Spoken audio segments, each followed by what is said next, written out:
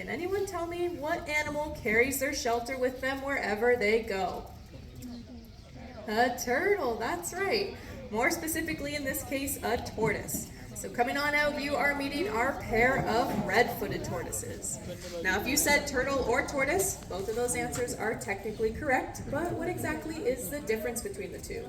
Well, turtles are more suited to living in water, making them aquatic, whereas tortoises have adapted to live on land, making them terrestrial.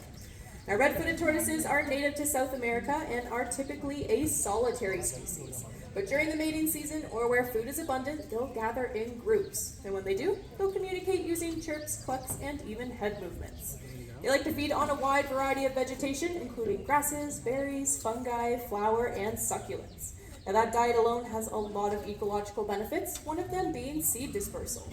As they move around and eat, they help disperse seeds by passing them in new areas, allowing plants to grow and thrive in places they've never been able to reach before. Not only that, by feeding on a large variety of vegetation, they also help ensure that not one plant species is dominating an entire area, allowing for a large diversity of flora and fauna to exist, keeping it nice and balanced.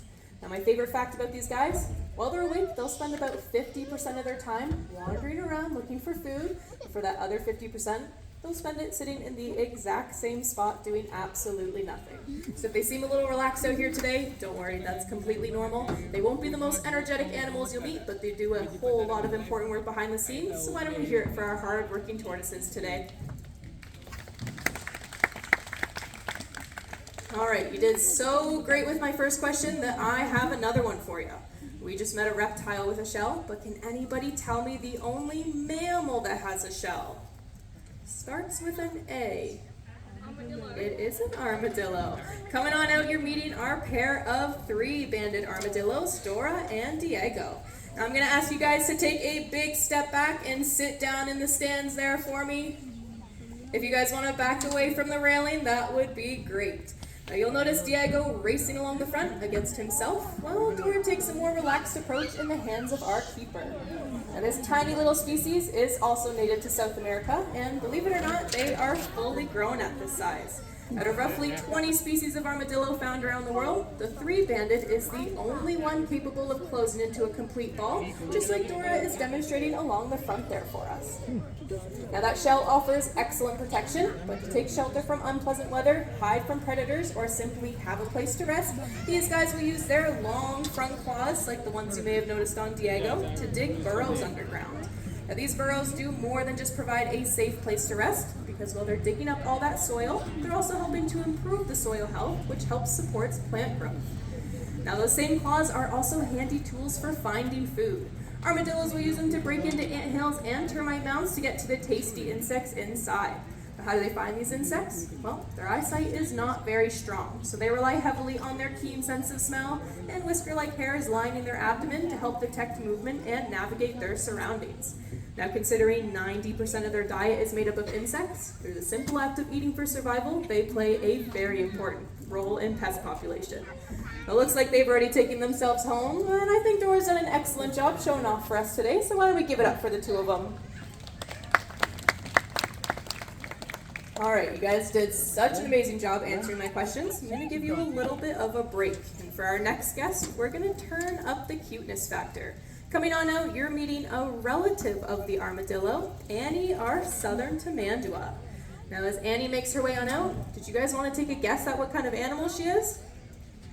She is an anteater. Now, Annie is actually known as a lesser anteater, meaning she's much smaller than her giant anteater relatives. She's native to the rainforest of Central and South America, and there you will often find her up in those trees, traveling, foraging, and even sleeping, because she's arboreal by nature. Now, if you take a close look at her, you might notice one of her key adaptations for life up in the trees, which is her long, smooth tail. She uses it much like a fifth limb by wrapping it around branches, allowing her to balance and climb with ease. And even though she is an excellent climber, she is just as comfortable exploring and foraging across the forest floor as well. Now, if you take a close look at her hands, very similar to the armadillos, Annie has impressively large, powerful claws. Not only does she use these claws against predators to defend herself against predators such as jaguar, puma, bird of prey, and snake, but they are essential tools for finding food. Now, can anybody tell me what kind of insects Annie loves to eat? Ants, exactly. She'll use those long front claws to break into ant hills and termite mounds, and then she gets to use her most impressive feature, a long, sticky barbed tongue that can reach up to 12 inches long. Now, with no teeth at all in that mouth, she relies entirely on that tongue to slurp up her meals, eating up to 9,000 insects in a single day. Now, along with ants and termites, Annie also enjoys eating bees, honey, and soft fruits. Now, when it comes to eating, Annie is a very strategic eater. Although it might seem easiest to grab all her food from one location, instead of wiping out an entire colony in one visit, she'll only eat a small portion before moving on. Eating little amounts from different locations gives that colony time to recover, allowing Annie to return again later and fill herself up. Now, this technique is called disturbance foraging, and not only does it benefit Annie, but it also allows animals in that same area to feed as well. Now, I think she's done quite an excellent job out here today, and she might just kind of hang out, look for some bugs in the log, so why don't we all say, bye, Annie. All right, well, so far, Annie and her friends have shown us that every animal is uniquely adapted to its environment, and they all work together to help keep it stable and balanced. But not all changes to an ecosystem are natural and harmless, and when new species are introduced, that fragile balance can be easily disrupted. Which brings us to Joanna, our Argentine black and white tegu. Now, this impressive lizard species is originally from Argentina and the surrounding countries. However, tegus have made their way up into parts of the southern United States through the pet trade.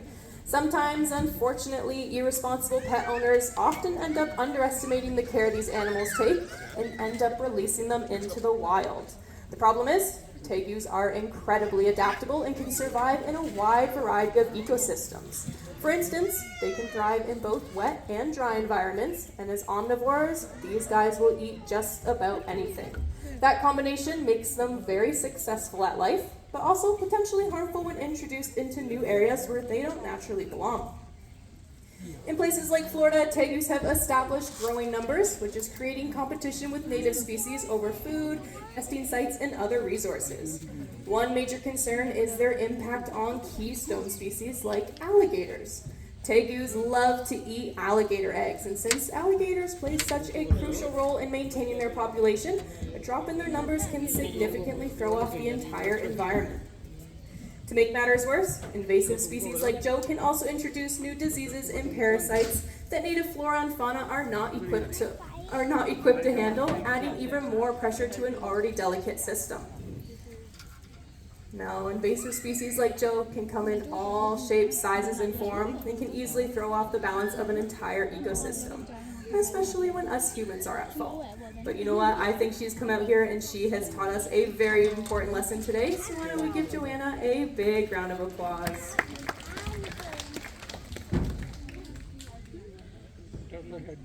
All right, well, folks, we've just spent a few minutes here talking about the harm that invasive species can cause to our environment.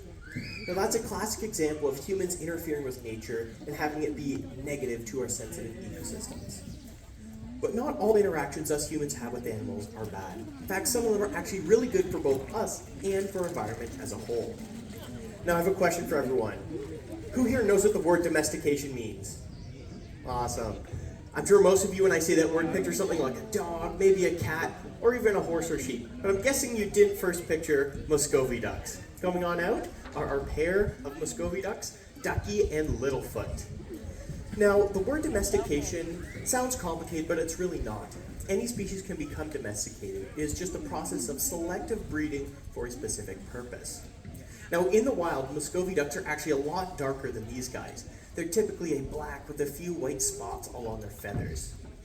Now, being native to South and Central America, these guys are very territorial and are excellent for farmers to keep. Now, many people who live in rural areas will have Muscovy ducks for a few different purposes. They are, first of all, what we call a dual-purpose fowl. That means people keep them because they have a reliable source of both eggs and meat. But these guys are also an excellent source of pest control. So farmers will let them go into their fields and they will eat all the pest bugs, making sure that their crops are nice and healthy.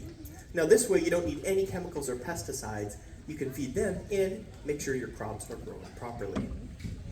That's not all these guys do. Like I said, they're very territorial and act as great guard dogs, alerting people when, a predator or someone who's not supposed to be there gets into their property. Now these guys are enjoying the pond up here, but believe it or not, Muscovy ducks in the wild will nest in trees. They have really long claws on those webbed feet, and they can land in trees, laying their eggs in tree cavities.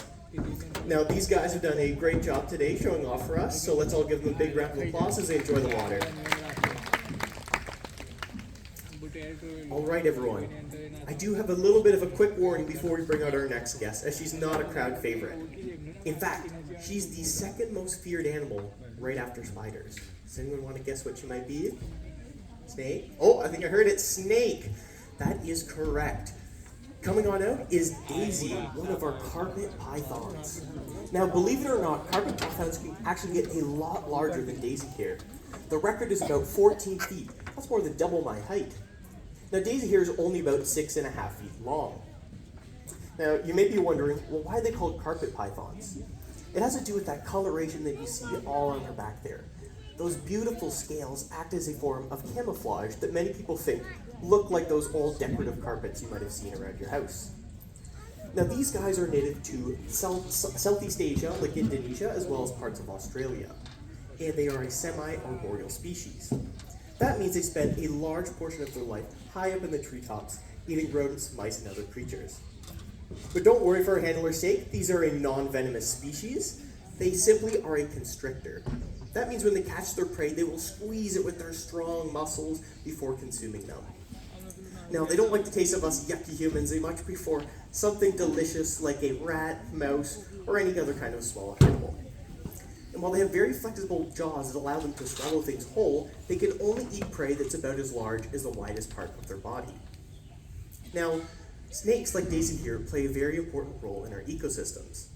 And while all animals are important, when rodent populations get too high, it can lead to disease outbreaks that can then spread to us humans.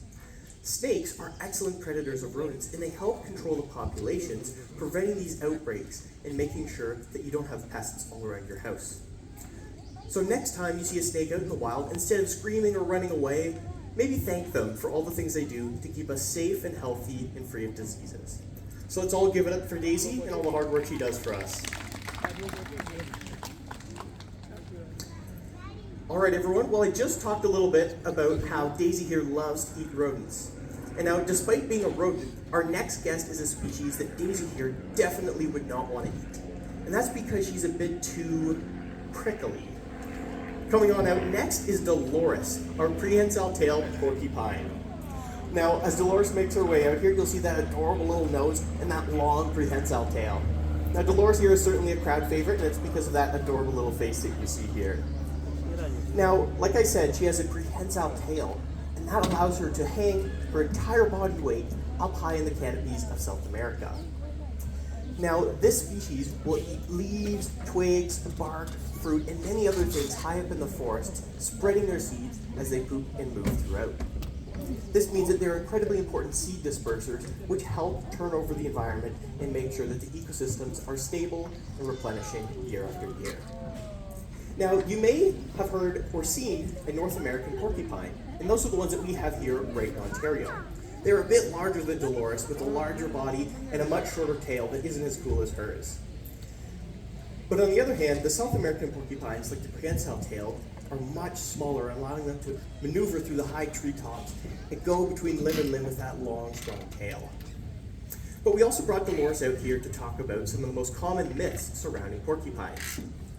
The most common myth that we hear is that they can actually shoot those quills. And while this would essentially be a superpower, don't worry everyone in the front row, you're safe. You actually need to come into direct contact with those quills for them to become dislodged. So if a predator were to grab her with their mouth, they would all get stuck in their face. Now these quills are made out of the same thing that your hair is, keratin. They're just much longer and harder. They have these little barbs on the end that get stuck in your skin if you make contact with them. Now that brings me to the second most common myth that people have about porcupines, and that's that these quills are either venomous or poisonous. And again, that would be pretty cool, but no, they are not. Instead, they rely on the fact that it's incredibly painful and difficult to remove them as a deterrent for predators. Now, despite having a very spiky exterior, Dolores here is nothing but sweet on the inside and one of our youngest and favorite cast members. But unfortunately, she is our last guest of the day, so let's all give her a nice long round of applause. Now folks, don't go anywhere just yet. We're going to bring some of our animals up front so we can host, you can ask any questions you want, take as many pictures, and ask us whatever you want. Now in 5 to 10 minutes down the path, there will be an elephant keeper's talk if you're interested in that. And yeah, thank you guys so much.